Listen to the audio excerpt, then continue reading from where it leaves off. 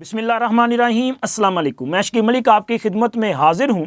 मुल्क में letter conspiracy जारी है और अब ये अपनी ख़ते इंतहा को पहुँच चुकी है, क्योंकि खतूत का ऐसा सिलसिला जारी हुआ है कि रोज़ाना कोई ना कोई नई जो कॉन्स्परेंसी है वो सामने आ जाती है। अब chief justice Peshawar high court का ख़त है और इस ख़त का ड्रॉप सीन भी हो चुका है, जो मैं आपके साथ शेयर करूँगा। और इसके साथ साथ हम इस नुक्ते पे भी बात करेंगे कि ये ख़त किसने लिखवाया और इस ख़त या दीगर खतूत की पीछे जो कहानी है या जो साजिश है वो क्या है, किस अहम तरीन शख्सियत को टारगेट किया जा रहा है। और इसके साथ साथ जनाब बुशरा बीबी के लिए भी एक ख़त आया है, इस पर भी बात करेंगे।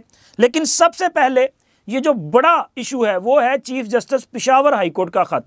अच्छा, ये ख़तों का तसलसल जो है वो बरकरार है। आपके इल्म में है कि सबसे पहले एक ख़त सामने आता है जो कि इस्लामाबाद हाई कोर्ट के 6 जजेस की तरफ से लिखा गया, और इस ख़त के मंजर आम पर आने के बाद एक मोमेंटम क्रिएट किया गया और तासुर पैदा किया गया कि मौजूदा चीफ़ जस्टिस काजी फ़ाइज़ ईसा साहब जो हैं उनकी मौजूदगी में या उनकी ज़ेरे सरप्रस्ती इस वक्त अदलिया पर दबाव डाला जा रहा है और चीफ़ जस्टिस जो है वो इस पूरे मामले को नज़रअंदाज किए हुए हैं और ये तसलसल के साथ काम जारी है।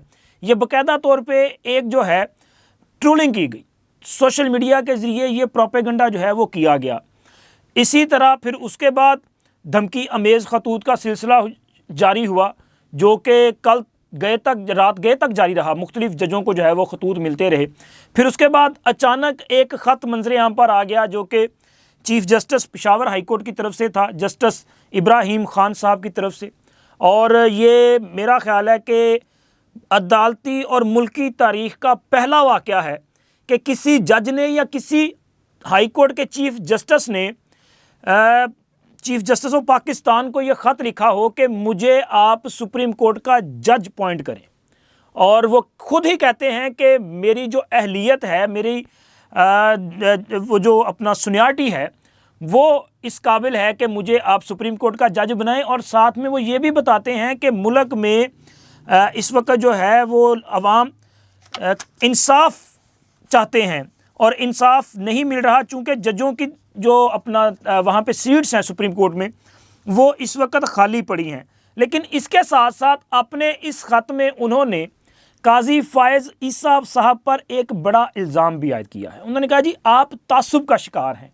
तासुब क्या है कि आपने अपने सूबे यानी कि बलोचिस्तान से जस्टिस नईम अख्तर अफ़गान को सुप्रीम कोर्ट में एलिवेट किया, लेकिन मेरे नाम को कंसीडर नहीं किया। हालांकि मैं जो चीफ़ जस्टिस साहिबान में उनमें मेरी सीनियरिटी दूसरे नंबर पे है। इस वक्त तमाम हाई कोर्ट्स के जो चीफ़ जस्टिस साहिबान हैं उनमें पहले नंबर पे जस्टिस आमिर फ़ारूक और दूसरे नंबर पे जस्टिस इब्राहिम ख़ान साहब जो हैं वो हैं। और उनका कहना है कि इस बुनियाद पे वो सुप्रीम जुडिशल काउंसिल के मेंबर भी हैं, लेकिन उनका नाम कंसीडर नहीं किया गया। हालांकि अपने इस ख़त में उन्होंने कहा जी मेरी बड़ी खिदमात हैं, 31 साल तक मैंने अदलिया में जो खिदमात हैं वो अंजाम दी हैं।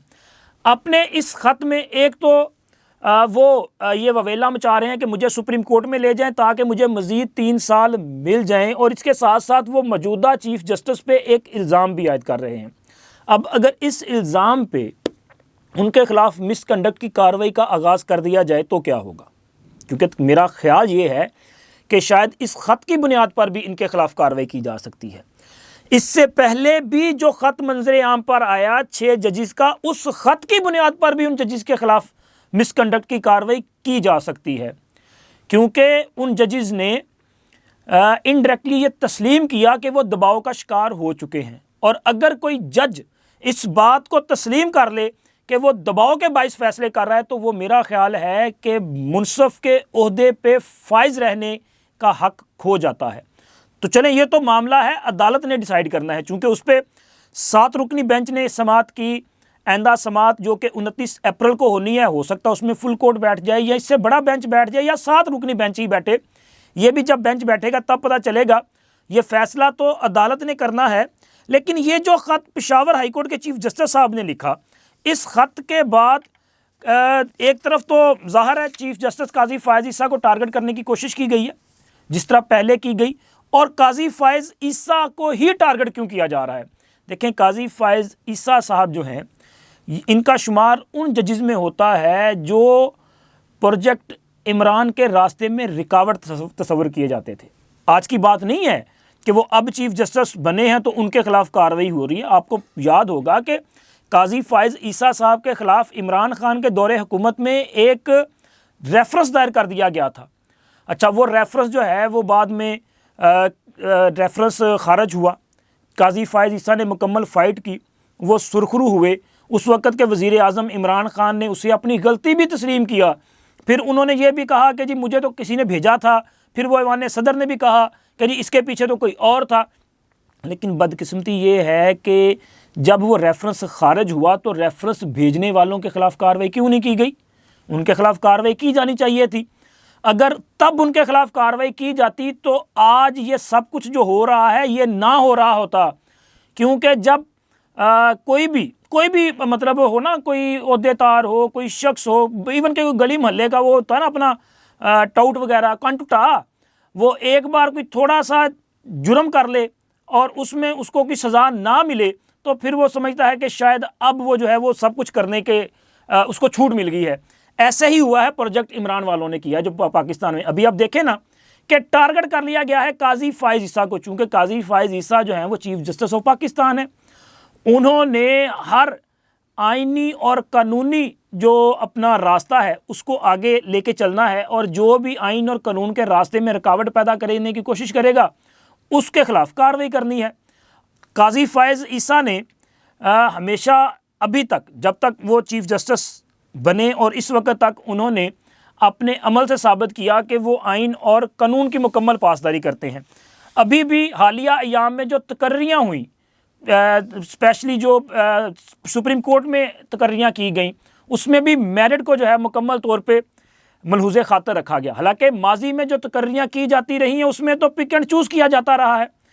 ये जो अपना इब्राहिम खान साहब का ख़त है, इस ख़त से पहले मुल्की तारीख़ में इस किस्म का कोई वाक़या नहीं हुआ। हाँ, सेठ वकार साहब जो कि साबिक़ chief justice Peshawar high court थे, उन्होंने एक पटिशन दायर की थी, आई थिंक के साकिब निसार साहब के दौर में। और सेठ वकार साहब वो जज हैं जिन्होंने परवेज़ मुशर्रफ के ख़िलाफ़ फ़ैसला दिया था, ख़ुसूसी अदालत के जज थे ना।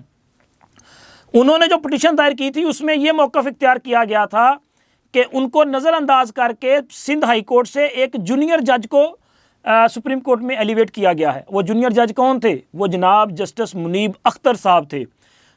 मुनीब अख्तर साहब जो हैं वो जिस सोच के तहत सुप्रीम कोर्ट लाए गए थे, या बाकी जो जजेस लाए गए थे, वो तो सब जान चुके हैं कि कौन सी प्लानिंग थी, कितने साल की प्लानिंग थी। लेकिन सेठ वकार की पटिशन के अलावा पाकिस्तान में इस किस्म के ख़त की या पटिशन की और कोई आपको एग्जाम्पल जो है वो नहीं मिलेगी। लेकिन सबसे बड़ा सवाल है कि आखिर ये जो इब्राहिम खान साहब हैं, इस वक्त जो पेशावर हाई कोर्ट के चीफ जस्टिस हैं, इन्होंने आखिर इस वक्त ही ये ख़त क्यों लिखा? हालांकि ये तो रिटायर होने वाले हैं अगले चंद रोज़ में, ज़्यादा से ज़्यादा इनके पास मेरे ख्याल 9 या 10 दिन है। 14 अप्रैल को ये अपनी मुद्दत मुलाजमत मुकम्मल करके रिटायर्ड हो जाएंगे। अपनी रिटायरमेंट से चंद दिन कबल ये ख़त क्यों लिखा? हालांकि वो जानते हैं कि ख़त लिखने के बाद भी सुप्रीम कोर्ट में इनका तकर्रुर जो है वो शायद पॉसिबल नहीं है, क्योंकि एक प्रोसेस है ना कि अगर जुडिशल कमीशन ने कार्रवाई का आगाज़ करना है, उसका इजलास कॉल किया जाएगा, वहाँ पे नामों पे गौर होगा, फिर उसके बाद पार्लिमानी जो कमीशन है उसमें मामला जाना है, उसके बाद जाके फिर सदर साहब को जो है वो सिफारिश जानी है, फिर जाके तकर्रुर होता है। लेकिन इस पूरे प्रोसेस में भी कम से कम 1 महीना तो लग जाएगा। तो इनके पास तो पीछे 10 दिन है।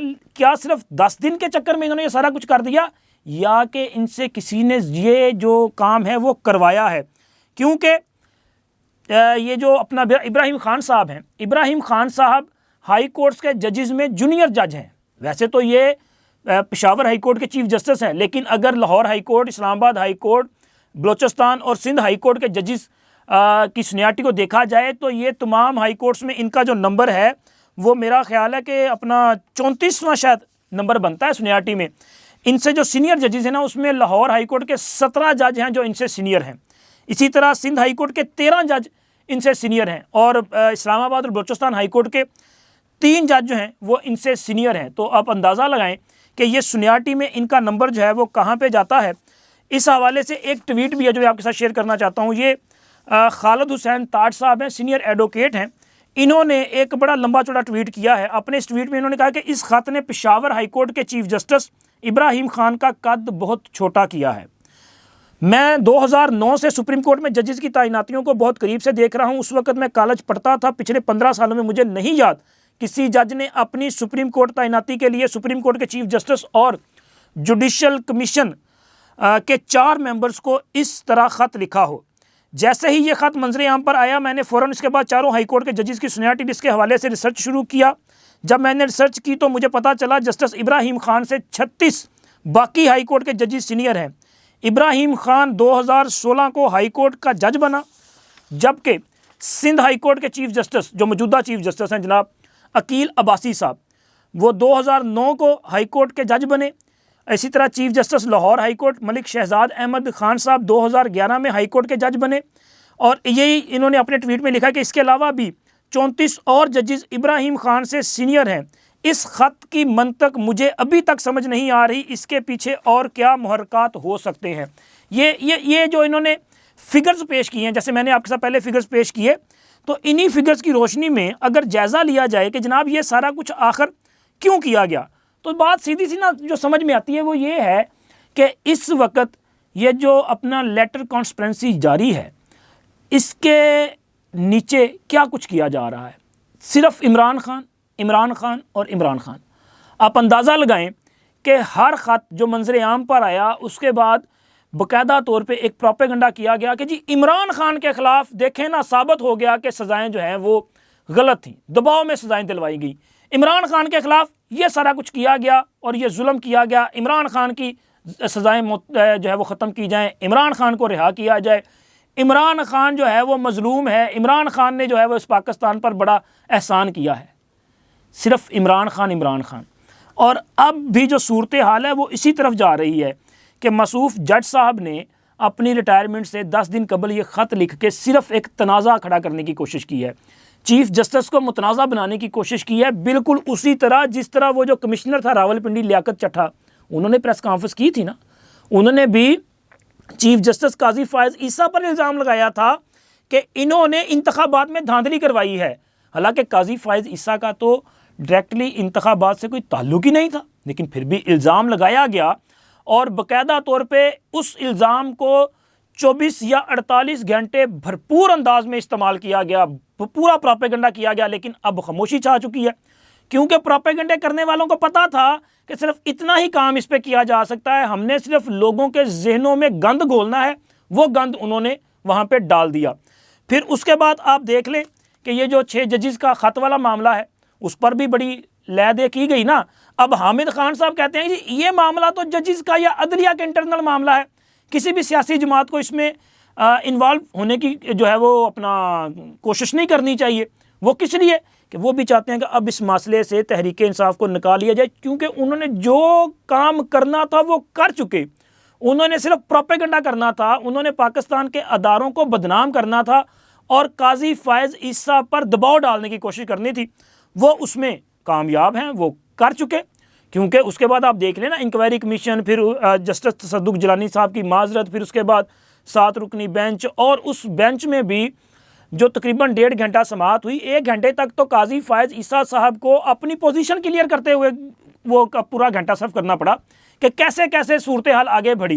हालांकि ज़रूरत नहीं थी इसकी, लेकिन क्यों करना पड़ा? क्योंकि प्रोपेगेंडा इतना कर दिया गया था कि जनाब अली ये तो एग्जेक्टिव ने सारा काम किया है, अदलिया से मशावरत के बगैर किया है, सिर्फ काजी फायज़ ईसा और वज़ीर आज़म ने मिलकर यह फैसला किया है। उन्हें इसकी वजाहत करना पड़ी कि नहीं, उन 6 जजेस की कंसल्ट भी थी, उन 6 जजेस ने इत्तफाक किया था, फुल कोर्ट में फैसला हुआ था, लिहाजा ये सारी वजाहत उनको करनी पड़ी सिर्फ इस वजह से कि ये प्रोपेगेंडा किया जाता है। और अभी भी ये जो chief justice Peshawar high court का ख़त है, इससे उनका तकर्रुर नहीं होना, क्योंकि वो देखा जाए तो एक जूनियर जज है ना।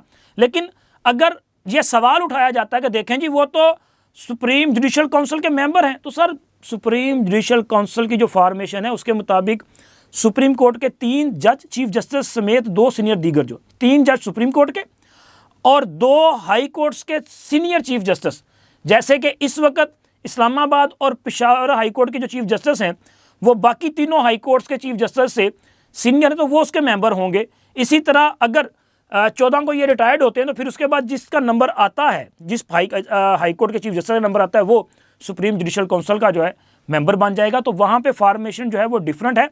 लेकिन ये जो है अपना सुप्रीम कोर्ट में जो अपॉइंटमेंट होती है ये एक जस्ट लाइक जो न्यू अपॉइंटमेंट है ना, ऐसे है। चूँकि सुप्रीम कोर्ट में सीनियरिटी का जो तरीक़ाकार है वो डिफरेंट है। हाई कोर्ट से जजेस को एलिवेट किया जाता है, लेकिन ये ज़रूरी नहीं है कि जजेस ही होंगे। कोई सीनियर वकील जो है वो डायरेक्ट अपॉइंट भी किया जा सकता है। माजी में भी इस तरह की मिसालें जो हैं वो मौजूद हैं। अभी अगर आप माजी करीब में जाएं तो जनाब जस्टिस जवाद एस ख्वाजा साहब जो हैं उन्होंने इफ्तिखार मोहम्मद चौधरी वाला वो जो इनकार का सिलसिला शुरू हुआ था, जिसमें परवेज़ मुशर्रफ के साथ उनका जो है वो क्लैश शुरू हुआ, फिर कुछ जजेस जो हैं वो अपने उहदों से अलग हुए, तो जवाद एस ख्वाजा साहब ने इस मामले पे रिज़ाइन कर दिया था। बाद अज़ां इफ्तिखार मोहम्मद चौधरी साहब की बहाली के बाद जवाद एस ख्वाजा साहब को डायरेक्ट सुप्रीम कोर्ट का जज जो है वो तैनात किया गया था। जवाद एस ख्वाजा साहब मेरा ख्याल है कि 1 माह या चंद रोज़ तक, 1 माह से भी कम दिन थे, वो चीफ जस्टिस ऑफ पाकिस्तान भी रहे हैं।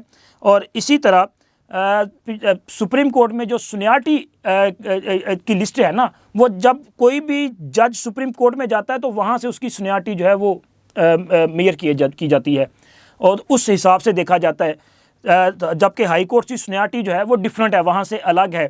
इसी तरह का जो एक केस है माजी में जस्टिस फलक शेर साहब ने भी जो है, अब केस नहीं था आई थिंक, उन्होंने सदर साहब को जो है वो एक अपना रेफरेंस भेजा था तो उनको कि जी मैं बतौर हाई कोर्ट जज जो है वो सबसे सीनियर हूँ, लिहाजा मुझे सुप्रीम कोर्ट में मेरी सीनियरिटी जो है वो हाई कोर्ट की सीनियरिटी को जो है वो मिक्स करके यहाँ पे बतौर सीनियर तरीन जज जो है वो अपॉइंट किया जाना चाहिए। लेकिन उस पर चूँकि ये फैसला हुआ था कि सुप्रीम कोर्ट में जो सीनियरिटी लिस्ट है वो अलग होगी, सुप्रीम कोर्ट की सीनियरिटी अलग होगी और हाई कोर्ट की सीनियरिटी जो है वो अलग कंसीडर की जाएगी, तो यहाँ पर मामला जो है वो डिफरेंट है। लेकिन जस्टिस इब्राहिम खान साहब जो हैं इन्होंने जो ख़त लिखा है ना, वो सीधी सी वो नज़र आ रहा है कि ये सिर्फ काजी फ़ायज़ ईसा को टारगेट करने की कोशिश है। और टारगेट कौन कर रहा है?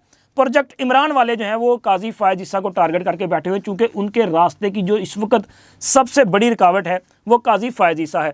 और अब बुशरा बीबी के लिए जो ख़त सामने आया है, देखें जी, बुशरा बीबी की तरफ से ये इल्ज़ाम सामने आया था कि उन्हें जहर दिया गया। अच्छा, ये जहर देने वाला मामला भी अजीब है। पहले उन्होंने कहा था कि जी मुझे शहद में जो है वो कुछ जहर दिया गया, फिर उन्होंने कहा खाने में जहर दिया गया। और आप अंदाज़ा लगाएं कि कितनी क्लैरिफिकेशन के साथ उन्होंने कहा कि जी 3 कतरे हार्पिक के जो है वो खाने में मिलाकर दिए गए। अब ये जिसने इनको ये बताया कि सिर्फ 3 कतरे मिलाए गए हैं, तो ये उस बंदे का नाम क्यों नहीं बता रही? उसका नाम भी बताएं, तहकीकात होनी चाहिए। लेकिन जनाब बुशरा बीबी के लिए जो KP के गवर्नमेंट है उनकी तरफ से एक बाज़ाब्ता ख़त पंजाब हुकूमत को तहरीर किया गया है, जो कि खैबर पख्तूनख्वा के जो वज़ीर सेहत हैं कासिम अली शाह साहब, उनकी तरफ से भेजा गया है चीफ सेक्रेटरी पंजाब को। और इस ख़त में कहा गया है कि जी वो बुशरा बीबी के मुआयने के लिए पेशावर के जो KP के गवर्नमेंट के 3 या जज या वहाँ के जो जजेस कह दिया डॉक्टर्स पर मुश्तमिल एक मेडिकल बोर्ड तश्कील देकर भेजना चाहते हैं ताकि वो बुशरा बीबी का मेडिकल चेकअप कर सकें। अब बंदा इनसे पूछे कि जनाब अली, क्या पंजाब में जो है वो सरकारी डॉक्टर्स मौजूद नहीं हैं? क्या इस्लामाबाद में वफाक में मौजूद नहीं है या किसी और सूबे में मौजूद नहीं है? आखिर ये KP के गवर्नमेंट हर मामले को जो है वो मुतनाज़ा बनाने की कोशिश क्यों करती है? इससे पहले इमरान खान की सिक्योरिटी को लेकर भी इन्होंने ववेला मचाना शुरू कर दिया कि जी इमरान खान को हमारे हवाले कर दें, हम इनकी सिक्योरिटी के जो है वो ज़िम्मेदार होंगे। और भाई आप अपने सूबे की सिक्योरिटी को बेहतर करें, आप उस सिक्योरिटी की ज़िम्मेदारी उठाएं जिसका मैंडेट आपको अवाम ने दिया है, वो काम करें। आप दूसरे सूबों के मामलात में मुदाखलत करके ये जो सूबाई क्लैश है इसको क्यों हवा देने की कोशिश कर रहे हैं? इस वक्त तहरीक इंसाफ जो है वो सबको पता है कि तहरीक इंसाफ की सोच जो है वो पाकिस्तान में इख्तलाफात को जन्म देना है। पाकिस्तान में ये जो सियासी इख्तलाफात हैं इनको अवामी सतह पे लोगों के अंदर लड़ाइयाँ डालना चाहते हैं। भी आप अपना मेडिकल बोर्ड तश्कील दें और अपने जनाब अपना गंडापुर साहब के दिमाग का इलाज करवाएं। आप अपने स्पीकर KP के असम्बली जो है उनका ज़रा चेकअप कराएंगे, जो कि अदालती फ़ैसले मानने से इनकार कर रहे हैं, जो कि तौहीने अदालत कर रहे हैं सीधी सी। और वो ना किसी आइन को मानते हैं ना किसी कानून को मानते हैं। और वो कहते हैं कि जनाब अदालत ने भले फैसला दे दिया, इलेक्शन कमीशन ने भले नोटिफिकेशन जारी कर दिया, हम अरकान असम्बली से हलफ नहीं लेंगे। और यार ये आप अपने सूबे के निज़ाम को बेहतर करें ना, आप उसे आइन और कानून के ताबे करें। अगर आप मर्जी का आइन और कानून मुसल्लत करने की कोशिश करेंगे तो फिर जो पाकिस्तान का कानून है, यानी कि आइन पाकिस्तान है, कॉन्स्टिट्यूशन 1973 है, इसके मुताबिक कार्रवाई हो सकती है। और जब इसके मुताबिक कार्रवाई की जाएगी फिर आप मजीद ववेला मचाना शुरू कर देंगे। फिर आप कहेंगे जनाब कि जमहूरियत में शब खून माना गया है, हमारी हुकूमत को जो है वो अपना डीरेल करने की कोशिश की गई है। तो वहाँ पर रास्ता फिर निकलेगा गवर्नर राज का। अगर आप अपने दिमाग का इलाज करवाएं ये ज़्यादा बेहतर है और वहाँ पे आइन और कानून के मुताबिक चीज़ों को आगे बढ़ने दें, यही सबके लिए बेहतर होगा। वरना फिर दूसरा जो तरीक़ाकार है उस पर आपको ज़्यादा तकलीफ़ होगी। बुशरा बीबी वाले मामले को आप छोड़ दें, वो अदालत देख लेगी, चूँकि अदालत ने उस पर फ़ैसला करना है। वो रियासत देखेगी, वफाक देखेगा, पंजाब देखेगी। चूँकि बतौर कैदी वो रियासत की ज़िम्मेदारी हैं, वो आपसे ज़्यादा फ़िक्र है उनकी पंजाब और वफाक की हुकूमत को, इसीलिए तो उन पर लाखों रुपया खर्च किया जा रहा है। आप वहाँ पे बैठ के जो है ज़्यादा बेहतर है कि KPK के अवाम की जो है वहाँ पे उनके लिए काम करें। आप पाकिस्तान में ये जो क्लैश है ना, इसको हवा देने की कोशिश ना करें। अब तक इतना ही। अल्लाह हाफिज़।